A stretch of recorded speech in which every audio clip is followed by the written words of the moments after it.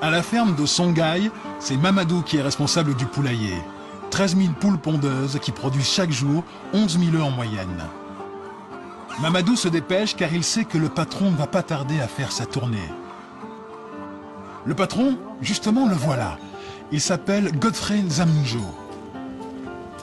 On a réajusté ça. Ça sort maintenant. Mais il reste encore les petits grains. Maintenant, je connais ce qu'ils font. Donc, je vous contrôle. Ce n'est pas dans le bureau. Depuis le matin, je n'ai pas vu mon bureau. Mon bureau, c'est sur le terrain. C'est sur le terrain. Des œufs, du poisson, de l'ananas, mais aussi des engrais naturels et du biogaz en quantité industrielle. Et tout ça produit dans un seul et même endroit. C'est le rêve devenu réalité de Godfrey Nzamnjo. Cet Américain d'origine nigériane travaille dans un laboratoire en Californie quand en 1985, bouleversé par la situation du continent africain, il décide de tout plaquer pour revenir sur le continent. J'étais dans mon laboratoire, plus grand laboratoire. J'ai regardé au niveau de 80 ce qui se passait en Afrique. J'ai dit, ce n'est pas. Donc je suis revenu. Vraiment, mon papa m'a dit de revenir dans le continent d'origine. J'étais amer, j'étais frustré. Je voyais que l'Afrique est extrêmement riche, avec les capitaux et tout ça. Le continent le plus riche du monde, mais le plus pauvre du monde. Ce n'est pas acceptable. C'est ça qui m'a rendu fou. Son projet, appliquer sur le terrain ce qu'il a expérimenté dans son laboratoire. Le Bénin lui concède alors 1 hectare de terrain à l'abandon pour y construire une ferme bio. Aujourd'hui, le centre s'étend sur 24 hectares, fonctionne en totale autonomie et emploie plusieurs centaines de salariés. Ici, selon la doctrine de Godfrey Nzamnjo, rien ne se perd, rien ne se crée, tout se transforme. Exemple avec le recyclage des fientes de poulet transformées en gaz. Nous sommes en train de faire le mélange des fientes avec la jacinthe d'eau pour donner un bon rendement de gaz. Après quelques heures de repos, le mélange sera chargé dans une cuve, le digesteur. Quand on charge le digesteur avec, ça se décompose. Quand ça se décompose, ça produit le biogaz. À la fin, tout ce gaz nous permet d'alimenter, de démarrer un générateur qui produit de l'électricité. En plus de l'électricité, ce biogaz va alimenter les cuisines du restaurant du centre. Et ce n'est pas tout. Les déchets de la décomposition des fientes de poulet vont encore servir d'engrais naturel pour les cultures. Et Godfrey Nzamnjo a poussé la doctrine de récupération encore plus loin.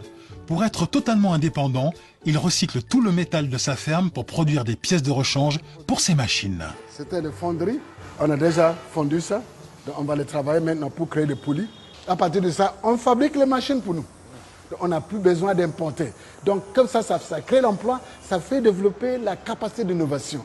Ça déclenche l'envie d'innover. Et les jeunes deviennent intéressés.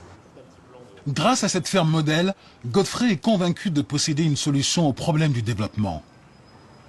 Ce système intégré attaque en même temps tous les défis du développement. Cette idée va nous aider à changer notre manière d'organiser la société, d'organiser les industries. Toutes les chaînes sont réétablies, à partir de micro-organismes jusqu'à l'homme, on travaille en synergie. Et c'est ça qui va nous amener à la durabilité.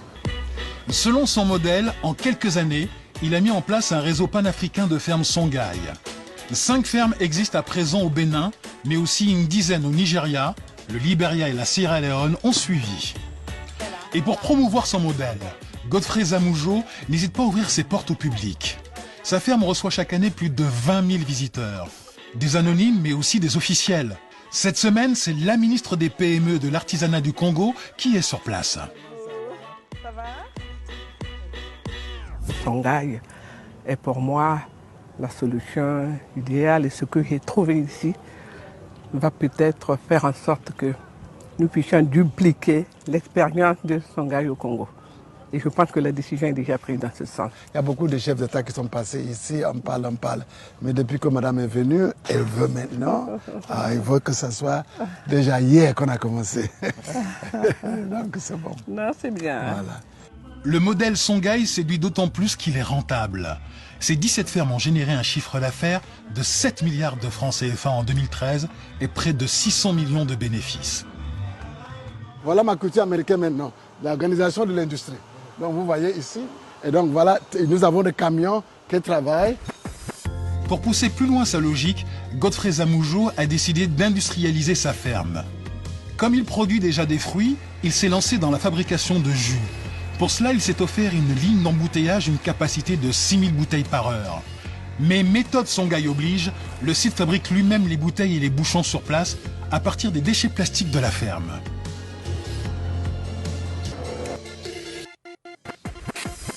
Bonjour, ça va? Convaincu qu'il est sur le bon chemin, Godfrey Zamoujo vient d'ouvrir la SLA, Songhai Leadership Academy, avec pour objectif de former 4000 jeunes cadres à la philosophie du centre.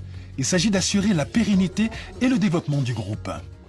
Donc vous êtes à Songhai parce que vous êtes conscient de challenge, de défis de l'Afrique. Donc ce cours, c'est pour le préparer, pour être de véritables leaders socio-économiques, les entrepreneurs. Pour montrer que l'entrepreneur, c'est ça qui va sauver l'Afrique. Le rêve de Godfrey Zamoujo serait de créer dans toute l'Afrique des villes rurales vertes, à l'image de ce qu'il a fait dans sa ferme de Porto Novo. Pas impossible, puisqu'en 2008, Songhai a été promu centre d'excellence pour l'agriculture par les Nations Unies. Il projette de s'implanter dans une dizaine d'autres pays sur le continent.